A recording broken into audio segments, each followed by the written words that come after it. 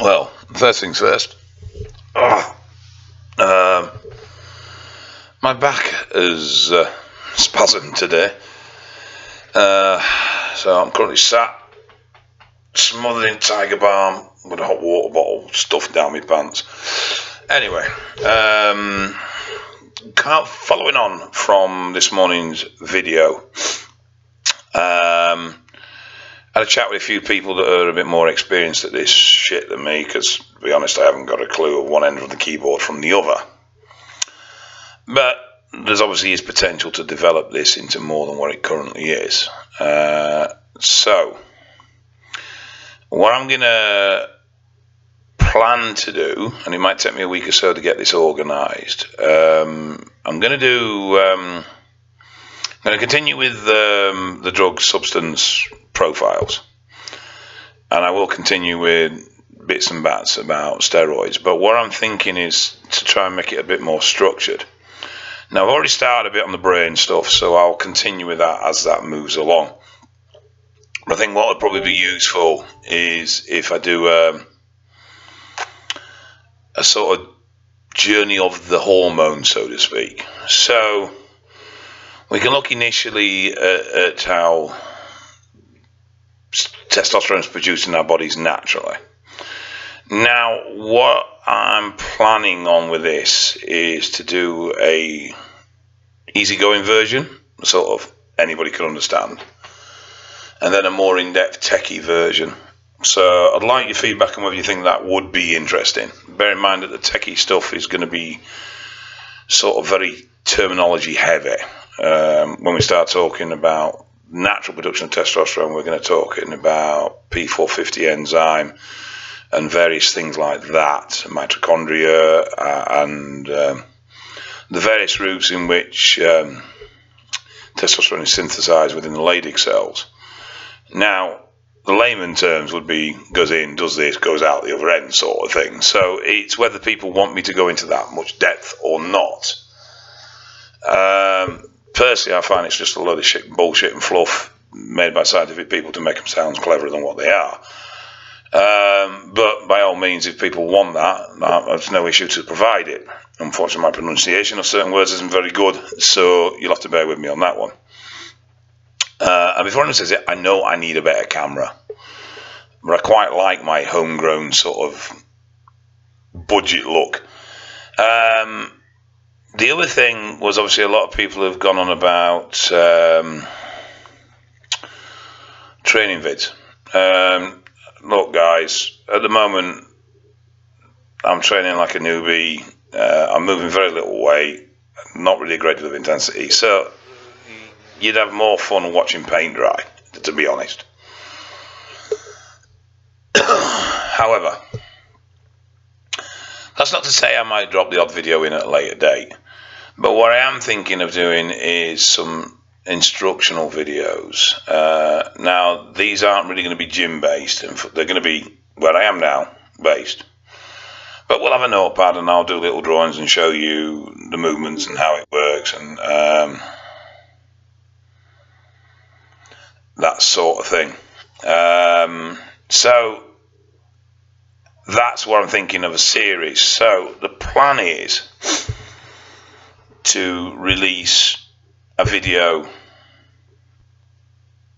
a day, or at least Monday to Friday anyway. So there'll be the training series, the instructional series, and I'll go through every body part. I'll start that with a general topic on various training styles, and then there'll be obviously one drug profile video a week, and then one general steroid conversation video a week. So that'd be 5 vids. I may up it to the full 7 days, but at the moment I'm thinking of just sticking it on the 5. And we'll see where we go from there. Obviously I need to get quite organised to do this, and at the moment I don't think there's enough time to scratch my bloody arse, let alone do anything else, but I'll come up with something.